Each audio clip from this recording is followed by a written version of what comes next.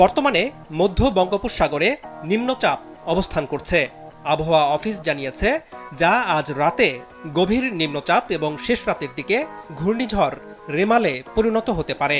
রেমাল শনিবার দিনভর আরও শক্তি অর্জন করবে এবং ২৬শে মে রবিবার আরও শক্তি বাড়িয়ে প্রবল ঝড় রূপে ঘন্টায় সর্বোচ্চ ১৩০ কিলোমিটার বাতাসের বেগ নিয়ে সন্ধ্যা বা মধ্যরাত নাগাদ সুন্দরবন থেকে কুয়াকাটার খেপুপাড়ার মধ্যবর্তী উপকূল অতিক্রম করতে পারে।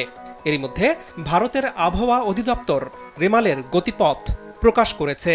তার কেন্দ্রটাই বাংলাদেশের উপরে দেখাচ্ছে এই অবস্থায়।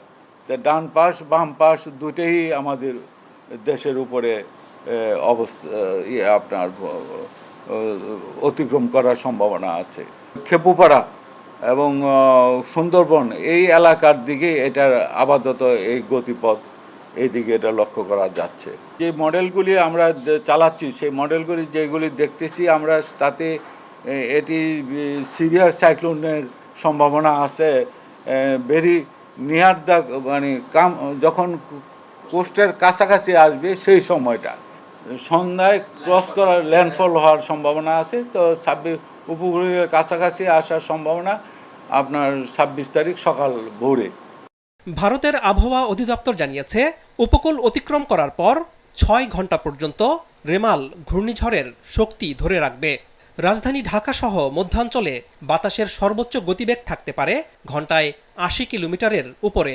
ফলে রেমালের প্রভাবে ব্যাপক বৃষ্টিপাতের আভাস দেয়া হয়েছে। পার্বত্য এলাকায় রয়েছে ভূমিধসের শঙ্কাও।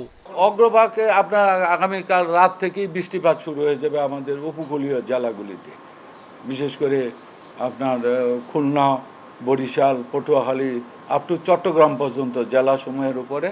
এবং এটার আরেকটা দিক হলো যে এইখানে এটা যতই অগ্রসর হবে ভারী বর্ষণ, আপনার অতি ভারী বর্ষণ হওয়ার সম্ভাবনা খুবই লক্ষণীয়। এখানে এটা মাথায় রাখতে হবে যে এখানে ভারী থেকে অতি ভারী বর্ষণ হবে এটার প্রভাবে, এবং সেই ক্ষেত্রে ল্যান্ডস্লাইড হওয়ার একটা সম্ভাবনা থাকে। যে যদি পাহাড়ি এলাকায় বা আমাদের যে সমস্ত মানে অঞ্চলে পাহাড় আছে সেই সমস্ত অঞ্চলে যদি ভারী বর্ষণ হয় তখন ওইখানে ল্যান্ডস্লাইড হওয়ার একটা সম্ভাবনা থাকে। এরই মধ্যে সব সমুদ্র বন্দরকে ১ নম্বর দূরবর্তী সতর্ক সংকেত দেখাতে বলা হয়েছে। এদিকে ঘূর্ণিঝড় রেমাল মোকাবেলায় গতরাতে অনুষ্ঠিত হয় সাতক্ষীরা জেলা দুর্যোগ ব্যবস্থাপনা কমিটির সভা। প্রস্তুত রাখা হয়েছে জেলার শ্যামনগর, আশাশুনি, কালীগঞ্জ, দেবহাটার আশ্রয় কেন্দ্র ও মেডিকেল টিম। আনোয়ার হোসেন, মাছরাঙা সংবাদ, ঢাকা।